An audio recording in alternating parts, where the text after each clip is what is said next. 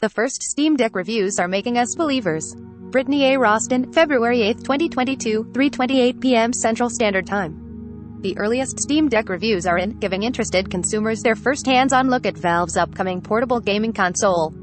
Though none of the early reviews offer a comprehensive look at the complete product, they do cover the Steam Deck's hardware, including benchmarks, offering gamers an idea of what we can expect when the product launches later this month.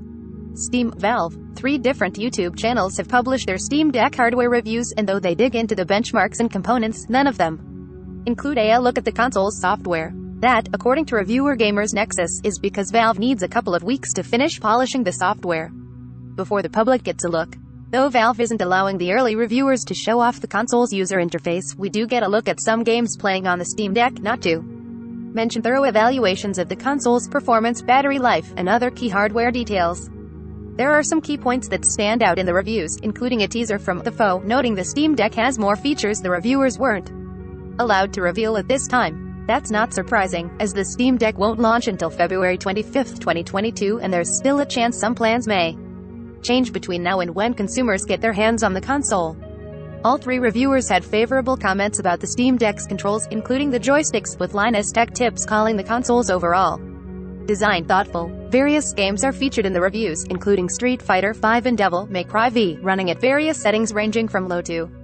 The Steam Deck includes a micro SD slot for expanded storage, and the reviews reveal loading games from the card results in a slight but overall very minor delay compared to loading games from the console's SSD. Battery life was perhaps the most notable critical aspect of the reviews, and the results are based on these early reviews. It looks like Valve's 8-hour battery life claims are optimistic, to put it mildly. The Foe, I wasn't able to hit that longevity during battery testing, with the reviewer noting, I never managed to get up to 8 hours.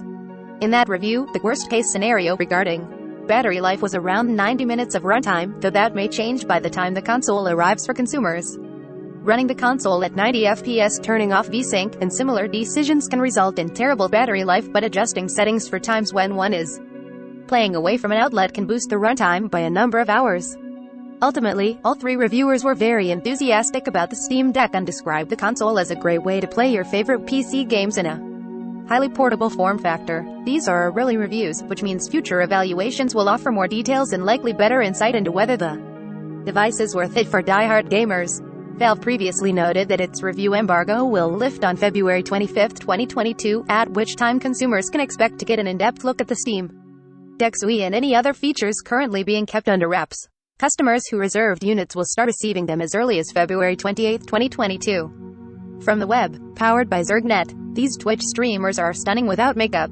Xbox boss admits what PlayStation fans suspected all along. Top 4 MMOs to play in 2022. Corpse husband reveals most embarrassing thing he's ever done. Topics: Steam Deck, Valve must read bits.